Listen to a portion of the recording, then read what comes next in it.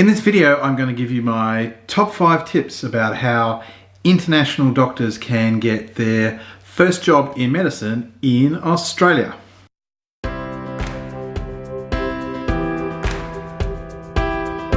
Hi, I'm Anthony. I'm the career doctor. I make videos to help other doctors and medical students with career challenges in medicine. The sort of stuff they don't teach you in medical school, like how to get a job and how to plan your career. So if you're new to the channel, welcome. I have lots of different videos that may be of some help to you. Or maybe you are a regular video. If so, thanks for coming back. I'm glad you're finding the content and the channel of some use. Could I ask you though, if you haven't subscribed yet, do so, and also let other friends and colleagues you think might find the content to be useful know about the channel. And if you're already subscribed, then I consider you part of this community that we're building now. I would ask you to be active in that community. I'd welcome your comments and your contribution and ideas by way of a comment in the box below. Tell me about the sort of content that you think would be useful for you to know about in the future. So, onto the video. For my international viewers, and by international I mean both viewers who may be from another country and already in Australia, as well as those who might be viewing, say, from India, South Africa, the UK, the US, wherever you are. I know I've been promising for some time to do some content relevant to the international doctor content or international medical graduates. So this is that video. Actually, it's going to be the first in a series of videos. I get lots of requests via Facebook and email and just through personal connections from doctors who are graduates from medical schools outside of Australia along the lines of, can you help me work out the best way to pursue my medical career in Australia? So this is actually quite a broad topic, which is why I'll be dedicating quite a few videos to it over the next, I guess, few months or so. So today I'm going to kick off with some tips which are kind of like broad strategies and things I think you should be considering if you're a doctor with an international medical degree and you're considering working as a doctor in Australia. Now, before we get into that, circumstances do of course vary, so not all of these tips will be helpful to each individual, but I do think they're generally relevant to many of you. Before I get into the tips, that is, I think it is important for me to give a bit of background though.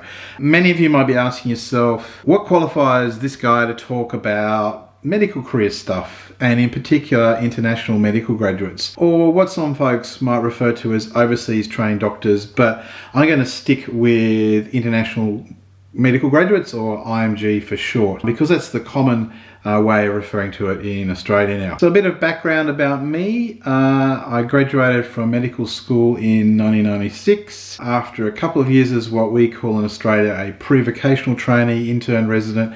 I went into psychiatry training. I did that because psychiatry had always been my passion in medical school. I was fascinated by the various conditions, their manifestations, the interplay between the brain, the environment, psychology, and the human condition and society as a broader context. And I remain passionate about psychiatry today. But it turns out what I was really passionate about was what makes people behave in certain ways, what motivates people, and how can we get people to work together for positive and constructive causes. So midway through my psychiatry training, I started to become interested in the management side of health and medicine, and in particular medical workforce issues.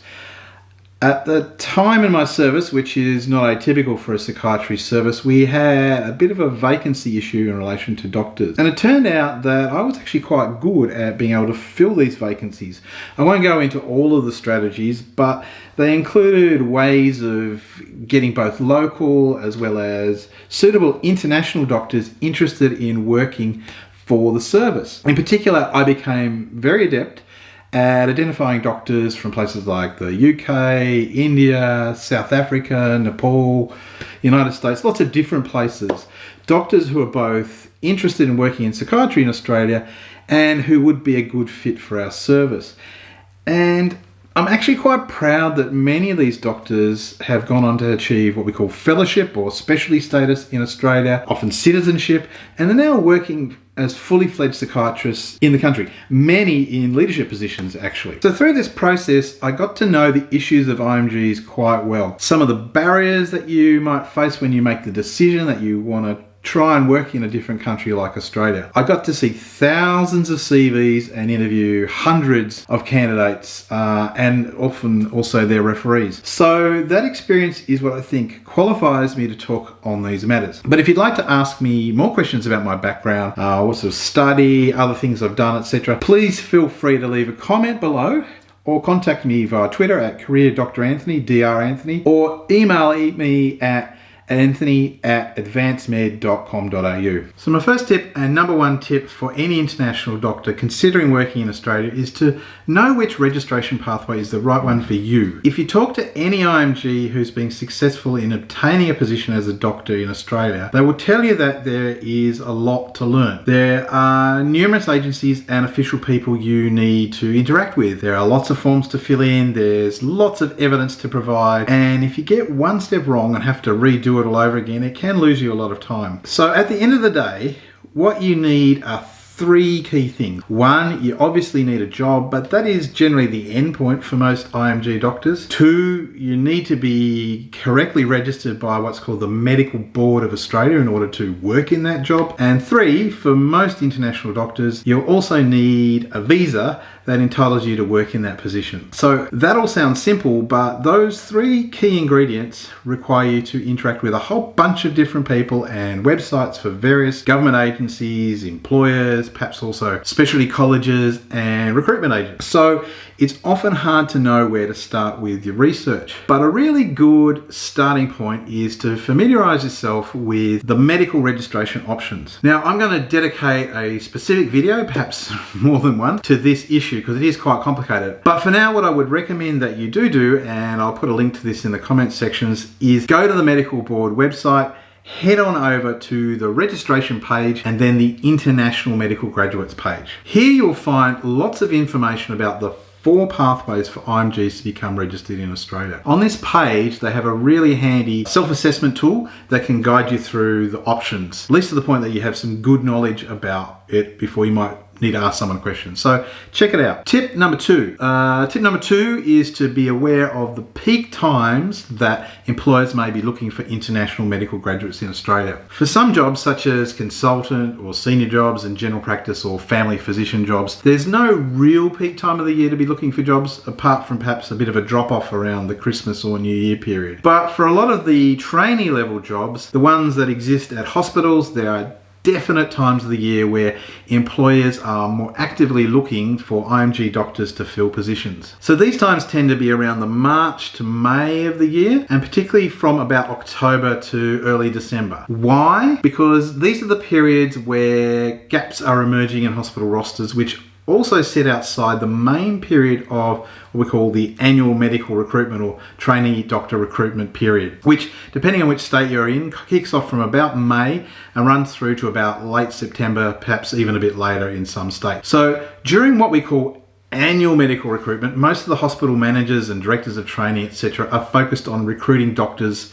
for next year's positions. Australia's so-called academic calendar runs from January to January, which is different to North America, which runs generally from July to July, but similar to the UK, which also tends to run from about January to January each year. So depending on how successful a hospital is with its annual medical recruitment activity, it may well be looking to fill gaps from about October for the following year. Also, after the hospital does bring its head up from annual medical recruitment activity, it will tend to find that there are several doctors who may have already left or requiring to go on leave early or exiting early from their contract. So there are, again, more temporary gaps that really need to be filled and can't wait till the following year. Similarly, once the hospital has onboarded all its new doctors in January to April, there will also be some no-shows and dropouts that really can't wait until the next year to fill, and because you're not involved in annual medical recruitment quite yet. There's some time to do that. So tip number 3. Tip number 3 follows on from tip number 2, and that is know which employers are looking for IMGs. So this map from Dr. Connect, which is a Commonwealth of Australia official website, shows you the picture of what is called a district of workforce shortage. We'll focus more on this issue in a later video. But for now, what you can clearly notice is that vast parts of Australia are what is called a district of workforce shortage for doctors. These areas tend to be inland and away from the centres of the major cities. The way it basically works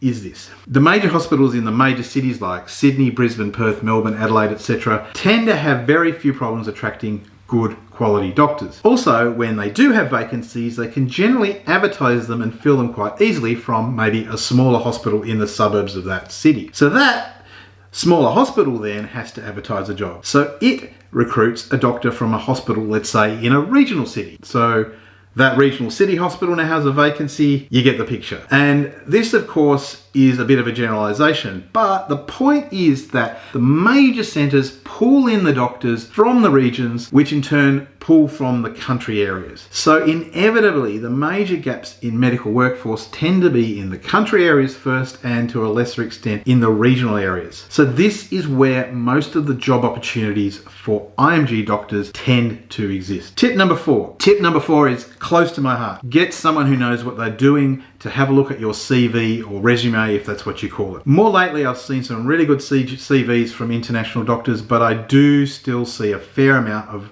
what I'd call very bad ones. And it's not the content of the CV that is bad, it's the presentation. You need to know what the key information that Australian employers are looking for is, and make sure that this is clearly presented on the front page of your CV. Given that you may not even have the opportunity to speak to many employers, and they may only be going via your CV as one of many that is sitting in their email inbox, it's vital that your CV stands out and does not waste their time. If you want a good starting point for what a good CV looks like in the Australian context, I will post a link to another video that I've made about that. But I would also recommend that you get some kind of expert to review your CV for you. This could be a medical professional who sits on interview panels in Australia, or someone like me, a medical HR doctor, or indeed many recruitment companies that work with medical candidates are happy to help you with reviewing and fixing bits of your CV. So that neatly segues to my final tip, tip number 5, which is consider engaging with a recruitment agent. Now, there are definitely some pros and cons with going with a recruitment agency. And again, I'll try and do another video on that particular topic. But let me just quickly outline some of the benefits in my opinion. So a good recruitment agency will give you, firstly, an honest appraisal of your chances of getting a job in Australia, because it's not really in their interest to work with candidates who are unlikely to be able to be placed. They'll also be able to give you advice about your CV, including things that you could do in your experience in your home country to improve upon it. They'll be able to give you more up-to-date information about where positions are available. Recruitment agencies also tend to have better connections with certain employers and may be able to get your CV into their inbox so that it can be considered. And finally, once you do secure a job, a recruitment agency can assist you with going through all that paperwork requirement, which, as I said earlier, is quite extensive and often confusing. So there you have it, my top 5 tips for working as an international doctor in Australia. Once again, we hope you're enjoying the videos. If you find the content useful, please subscribe and turn on notifications and leave us a comment in the box below. What about you? Are you an international doctor looking to work in Australia? Was this information useful to you? Are there any questions you have about the process? Is there a particular question that you would like me to cover in a future video? Thanks again for watching, and bye for now.